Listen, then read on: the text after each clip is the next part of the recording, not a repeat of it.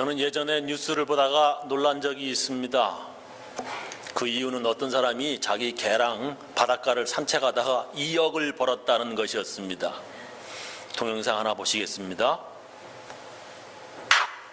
영국의 한 남성은 진정한 개 코를 가진 애완견 덕분에 회행지를 하기도 했습니다. 해변을 산책하던 중 갑자기 땅을 파헤치는 애완견. 그 안에서 발견된 건 항유고래 수컷의 창자 속 이물질이었는데요. 향수를 만들 수 있는 값비싼 물질입니다. 이 정도 크기면 11만 5천 파운드, 우리 돈 약 2억 원을 받을 수 있다고 하는데요. 실직으로 힘겨워하던 그에게 애완견이 준 특별한 선물 같다고 합니다. 영국에서 실직한 남성이 개와 산책을 하고 있다가 향유고래가 토해놓은 용연향이라고 하는 거예요. 근데 영어로는 앰버그리스라고 하는 건데 이걸 바닷가에서 주었다는 것입니다. 근데 귀한 향수를 만드는 이 용연향이 2억이 넘는 아주 비싼 것이랍니다. 그의 아내가 실직해서 이제 남편한테 얘기하는 거죠. 집에만 있지 말고 개 좀 운동시키고 오라고 했던데 아내의 말에 순종했다가 이런 횡재를 만난 것이라고 그렇게 뉴스에 났더군요. 그 사람이 그 용연향을 들고 있는 사진이 있는데 이렇게 생겼답니다.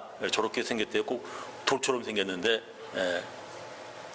그리고 다른 사람도 해변에서 주었다라고 하는 그 뉴스가 있었는데 이렇게 생긴 것들이 고래 뱃속에서 나온 용연향이랍니다. 이렇게 애가도 주웠어요. 이렇게 꽤 비싼 거라고 그러더라고요. 해변가에 가시면 한번 살펴보세요. 있는지. 우리는 지금 요나서를 배우고 있습니다. 오늘은 요나서 3장이고 설교 제목은 들을 귀 있는 자입니다. 요나서를 읽으면서 저는 궁금한 것이 있습니다. 왜 꼭 요나이어야 하는가입니다. 요나가 그렇게 하나님 명령이 싫어서 불순종해가지고 도망가다가 풍랑을 만나서 고래 뱃속에 들어갔으면 그냥 그렇게 요나가 죽어서 끝나면 될 텐데 왜 하나님께서는 굳이 고래 입을 벌려서 요나 고래 뱃속에 끌어내가지고 끝까지 요나를 하나님께서 가라고 하신 그곳에 가게 하시냐는 것입니다. 고래 뱃속에 들어간 요나를 소화되지 못하게 3일 동안이나 고래를 괴롭게 하시면서까지 기어이 그를 고래 뱃속에서 끄집어내 니느웨로 보내야만 했나요? 다른 사람은 안 되는 건가요? 이게 제 궁금한 것입니다. 꼭 요나이어야 하는 것입니까? 어떤 사람은 하나님께서 요나처럼 점 찍으면 도망 못 간다. 하나님께서 딱 찍은 사람 도망치면 도망칠수록 그의 인생이 더 비참해진다라고 설명을 합니다.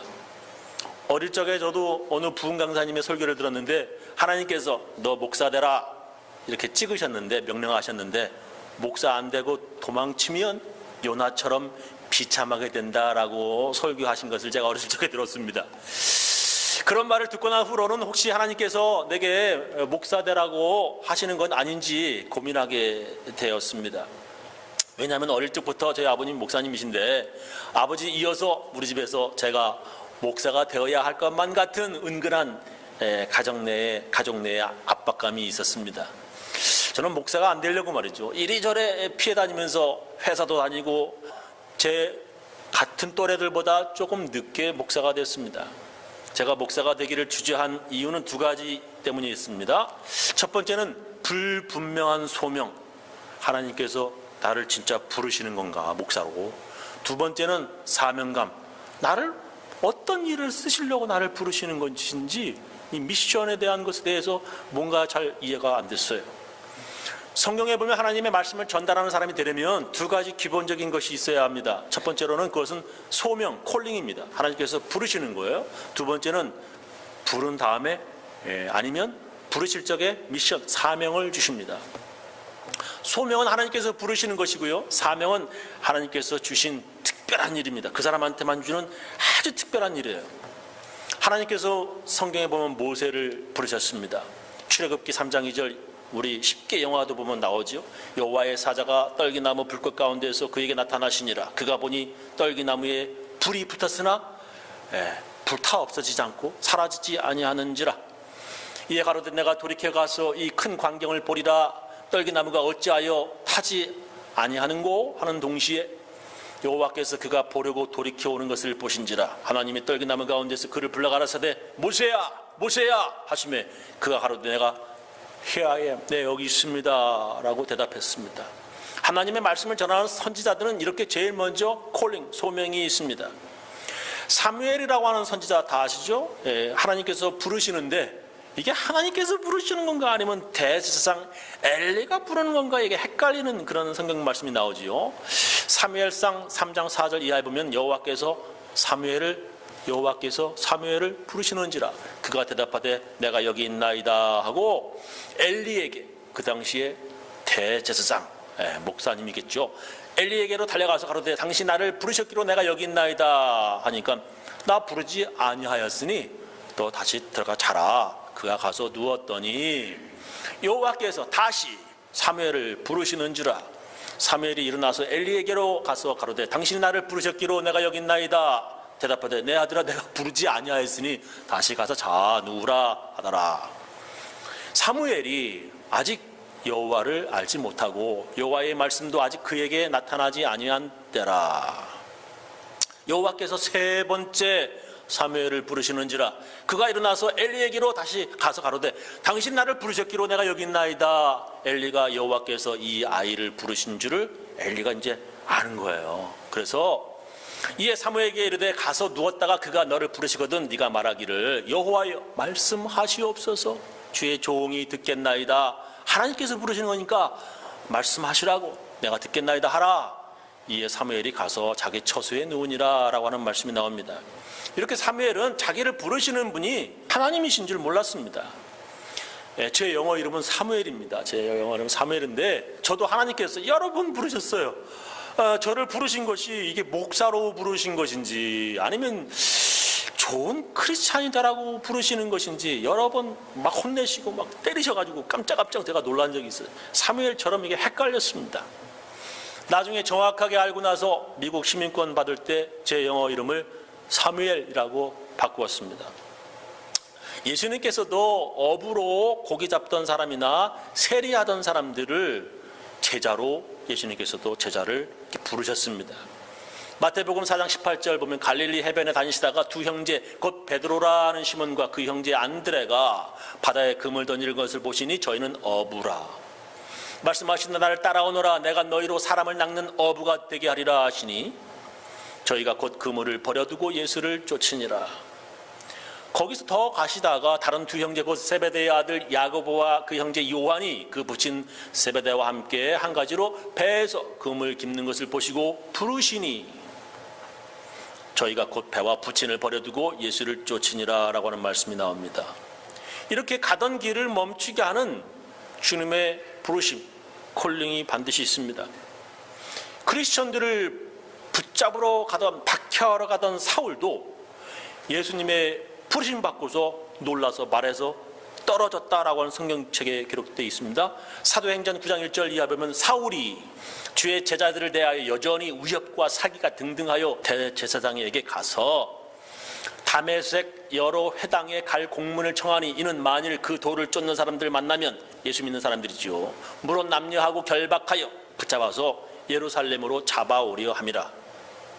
사울이 행하여 다메섹에 가까이 가더니 호련히 갑자기 말이죠 하늘로서 빛이 저를 둘러 확 서치라이트처럼 탁 빛이 비추는지라 땅에 엎드려져 들음에 소리서 가로되 사울아 사울아 네가 어찌하여 나를 핍박하느냐 하시거늘 대답하되 주여 네 시오니까 가라사대 나는 네가 핍박하는 예수라 라고 하는 말씀이 나옵니다. 그 사건 이후로 그는 크리스천들을 박해하는 사울이 아니라 예수님을 이방인들에게 전하는 사도 바울이 되었습니다. 주의 말씀을 전하려면 제일 먼저 주께서 그 이름을 부르시는 이런 소명, 콜링이 있어야 합니다. 그리고 나서 그들을 이제 왜 부르셨는지 부르심을 받은 사람들에게 특별한 일, 임무, 이 사명, 미션을 주시는 것입니다. 모세에게는 이스라엘 민족을 이집트 노예에서 해방시켜라 하는 사명을 주시고요. 예수님의 제자들에게는 세상 끝까지 복음을 전하라 하는 사명을 주시고요.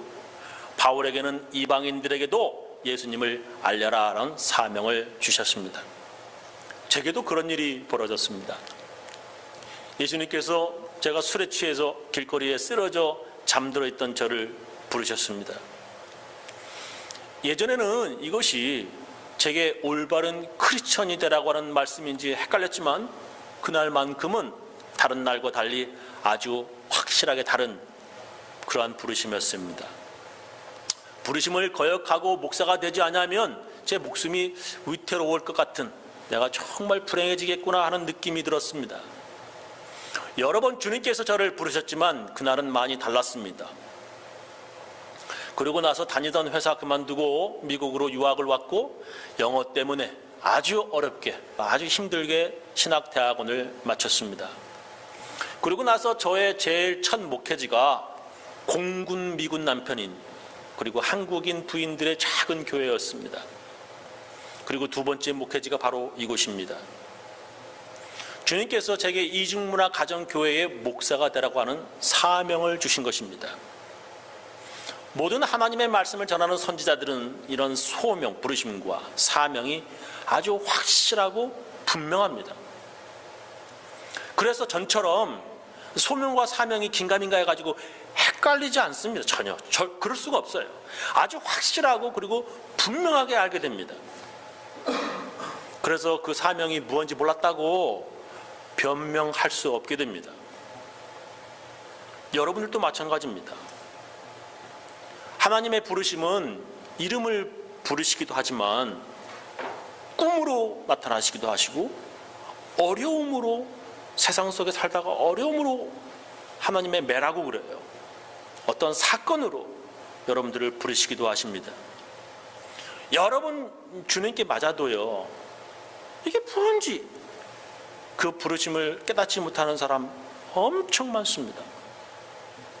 그래서 이사야가 이렇게 말했습니다. 이사야 1장 2절, 하늘이여 들으라, 땅이여 귀를 기울이라. 귀 좀 기울여봐. 여기 좀 들어봐요. 여호와께서 말씀하시기를 내가 자식을 양육하였거늘 그들이 나를 거역하였도다. 소는 그 임자를 알고 나귀는 주인의 구유를 알건만은 이 짐승만도 못하다는 거예요. 이스라엘은 알지 못하고 나의 백성은 깨닫지 못하는도다 하셨도다. 슬프다 범죄한 나라요, 허물진 백성이요, 행악의 종자요, 행위가 부패한 자식이로다. 그들이 여호와를 버리며 이스라엘의 거룩한 자를 만홀히 여기어 멀리하고 물러갔도다. 너희가 어찌하여 매를 더 맞으려고 더욱 패역하였느냐. 온 머리는 병들었고 온 마음은 피곤하였으며 발바닥에서 머리까지 상한 곳이 없이 상한 것과 터진 것과 새로 맞은 흔적뿐이오늘 그것을 짜며 싸매며 기름으로 유하게 함을 받지 못하였도다. 이렇게 말씀하십니다. 하나님이 때려도 왜 맞았는지도 몰라요. 맞아도 깨닫지도 못한다는 것입니다. 예수님께서 여러분들을 이 교회로 부르신 이유를 이게 깨달아야 합니다. 많고 많은 교회 중에 왜 예수님께서 이 작은 교회로 여러분들을 나를 부르셨는가, 이것을 아셔야 합니다. 그리고 주님께서 주시는 사명을 잘 감당해야 주님의 책망을 받지 않습니다. 그렇지 않으면 허송세월만 하게 됩니다. 요나 역시 하나님께서 그의 이름을 부르시고 하나님께서 그에게 아주 특별한 명령, 일이죠, 임무, 미션을 주십니다. 그것은 원수 나라 아시리아에게 가서 회개하라고 하는 하나님 말씀을 전하라고 하는 것입니다. 구약에서 대부분 선지자들, 구약에 나타난 대부분 선지자들은요, 거의 모두가 자기 나라 사람들, 이스라엘 사람들한테 하나님 말씀을 전달하는 임무였습니다. 근데 유독 요나에게만은 자기 나라 동족이 아니라 외국에 가서 전하라는 임무였습니다. 그것도 정말 가기 싫은 원수의 나라에 가서 말입니다. 하나님께서 주신 명령, 사명을 어기고 도망가면 하나님께서 저주를 내리신다 하는 것, 지난 주일날 말씀을 우리가 함께 배웠습니다. 하나님 명령에 불순종하면 하나님께서는 반드시 저주를 내리십니다. 이것은 성경책에 딱 써 있어요. 순종하면 복을 주고 불순종하면 저주하겠다. 신명기 28장에 아주 세세하게, 너무나 자세하게 나타나 있습니다. 우리 지난주를 다 배운 겁니다. 사명을 주셨는데 불순종하면 하나님의 저주를 받습니다. 그러나 지난 주일에도 말씀드렸지만 하나님께서는 그렇게 불순종하고 저주받기를 원하시지 않습니다. 하나님의 명령에 불순종해서 저주받기를 하나님께서 원하시지 않습니다. 하나님께서는 우리가 회개하여 은혜 받기를 원하십니다. 하나님께서 요나를 부르시고 사명을 주셨는데 불순종해서 저주를 받아 고래 뱃속에 있습니다. 하나님께서 그가 그렇게 죽기를 원하지 않으셨습니다. 니느웨에 갈 자가 요나밖에 없어서 고래 뱃속에서 그를 끄집어내는 것이 아니라 하나님께서는 그가 그렇게 저주받아 죽는 것으로 그의 인생이 끝나는 것을 원치 않으셨다는 것입니다. 회개 기도를 했던 요나는 하나님의 은혜를 받아 이제 고래 뱃속에서 나오게 되지요. 오늘 읽은 말씀 이제 그렇게 시작이 되는 거죠. 이제 2장 10절 마지막 절 여호와께서 그 물고기에게 명하심에 요나를 육지에 토하니라. 지난주에 이제 2장 말씀이죠. 이제 3장 1절 여호와의 말씀이 두 번째 요나에게 임하니라. 세컨 어쩌면 기회를 주시는 거예요. 한 번 더. 두 번째 하나님께서 이제 임하니라 말씀이 일어나 저 큰 성읍 니느웨로 가서 내가 네게 명한 바를 그들에게 선포하라 하신지라. 두 번째 똑같은 말씀을 주셔요. 요나가 여호와의 말씀대로 일어나서 니느웨로 가니라. 니느웨는 극이 큰 성읍이므로 3일 길이라. 요나가 그 성에 들어가며 곧 하룻길을 행하며 외쳐 가로되 40일 지나면 니느웨가 무너지리라 하였더니 니느웨 백성이 하나님을 믿고 금식을 선포하고 물은 대소하고 굵은 배를 입은지라. 다 회개했다는 그러한 말입니다. 우리가 여기서 눈여겨봐야 할 것이 있습니다. 그것은 요나가 아주 성의 없게 하나님 말씀을 전했다는 것입니다. 니느웨는 극히 큰 성읍이므로 걸어서 3일이나 걸릴 정도로 그렇게 큰 성이었다라고 하는 것입니다. 근데 하룻길을 행하면서 전했다라고 성경은 기록하고 있습니다. 요나가 여호와의 말씀대로 일어났어 니느웨로 가니라. 니느웨는 극히 큰 성읍이므로 3일 길이라. 요나가 그 성에 들어가며 곧 하룻길을 행하며, 그렇죠? 예. 요나가 3일 길을 하루 만에 지나갔습니다. 이 정도면 뭐 회개하든지 말든지 신경 안 쓰는 아주 무성의한 설교죠, 그죠? 듣나 안 듣나, 들어도 그만이고 안 들어도 그만이고 대충 하는 설교인 것입니다. 들으려면 듣고 말려면 그만둬 라고 하는 식으로 크게 외치다가 목이 아프면 중얼중얼 거리면서 회개하시오 아주 빠른 걸음으로 달려서 지나쳤을 것입니다. 근데 그렇게 빠르게 말이죠. 중얼거리면서 지나쳐버린 요나의 말에 사람들이 귀를 기울였다 이 말입니다. 제대로 듣지 못한 사람은 옆 사람에게 뭐라고 그랬어? 저 사람 뭐라고 그랬어? 그래도 듣지 못한 사람은 쫓아가서 다시 한번 들었을 것입니다. 회개하지 않으면 모두 망한다는 것입니다. 그리고 모든 백성이 회개하였습니다.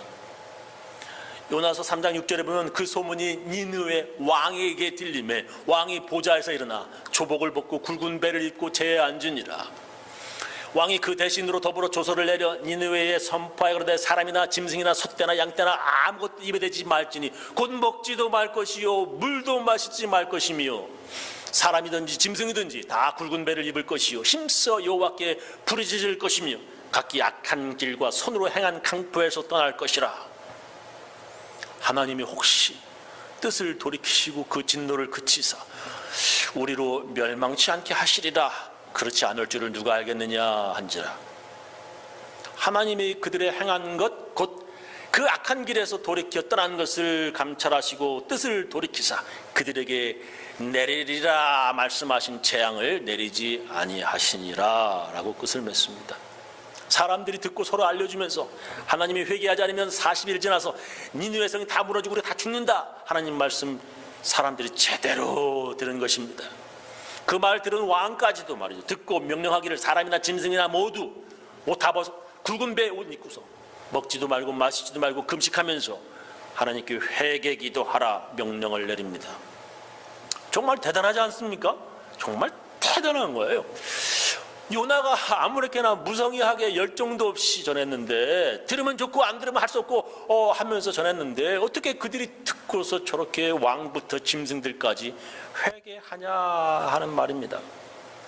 우리는 반드시 여기서 알아야 할 것이 있는데, 하나님 말씀은 어떤 대단한 선지자가 전해야 놀라운 기적이 일어나는 것이 아니라고 하는 것입니다. 조영기 목사님이나 빌리그레함 목사님 같은 대단한 목사님들이 전해야만 이게 제대로 하나님 말씀 되는 것이 아니라는 것입니다. 아주 조그만 교회에서 전하는 하나님 말씀도 하나님의 말씀입니다. 하나님의 말씀이 하나님 말씀이 되는 것은 전하는 사람보다도 이 듣는 사람에게 달려 있습니다. 예수님께서 씨 뿌리는 비유 말씀하셨지요. 농부가 씨를 뿌리는데 어떤 씨는 길바닥에, 어떤 씨는 돌이 많은 곳에, 어떤 씨는 가시밭길에, 가시밭에, 어떤 씨는 좋은 밭에 뿌려졌다. 예수님께서 말씀하시죠. 같은 씨라도 좋은 밭에 뿌려진 씨가 30배, 60배, 100배의 열매를 맺는다라고 말씀하셨습니다. 제자들이 이 비유를 설명해달라 예수님께 말했습니다.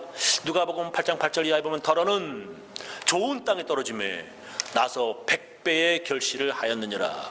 이 말씀을 하시고 외치시되 들을 귀 있는 자는 들을지어다. 제자들이 이 비유의 뜻을 묻자 예수님은 이렇게 대답하셨다. 너희에게는 하나님의 나라의 비밀을 아는 것이 허락되었으나 다른 사람들에게는 비유로 말한다.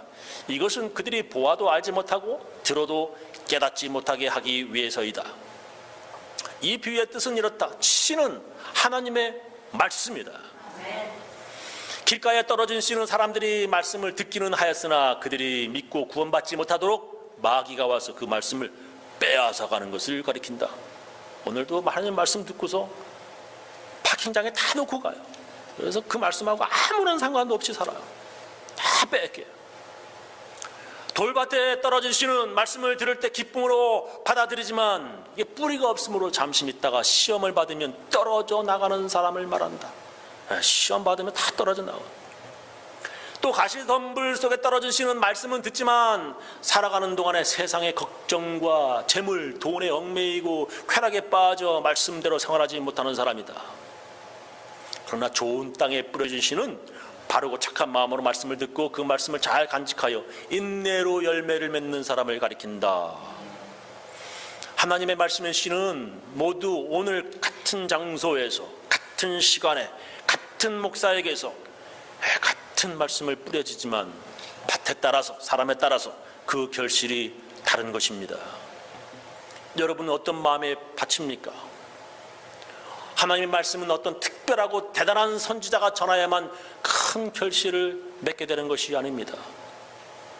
선지자의 대단한 설교 실력 때문에 놀라운 회개 운동이 일어나는 것이 아닙니다. 오늘도 수많은 사람들이 교회에 나와서 목사에게 하나님 말씀을 듣습니다. 하나님 말씀을 전하기 위해서 특별히 부르심을 받은 사람이 있지만 그 결실과 성과는 그 전하는 사람의 능력이 아니라 그 밭에 듣는 사람들에게 있는 것입니다. 그래서 예수님께서 들을 귀 있는 자는 들어라 말씀하셨습니다. 그 목사들 중에는 목사 될까 말까 아주 망설이며 고민하다가 요나처럼 하나님께 몇 번 두들겨 맞고 억지로 목사가 된 사람도 있겠고요. 또한 목사 되는 것이 큰 기쁨과 즐거움이라 주저함 없이 된 사람들도 있을 것입니다. 하나님의 말씀의 씨가 결실을 맺게 되는 것은 그런 목사들, 그런 선지자들의 설교하는 능력이 문제가 아니라 듣는 사람들에게 달려있는 것입니다. 저는 우리 교인들 모두 들을 귀 있는 자가 되어서 하나님 말씀을 듣고 하나님께서 기뻐하시는 아름다운 열매 맺으시기를 예수님의 이름으로 축원합니다. 기도하시겠습니다.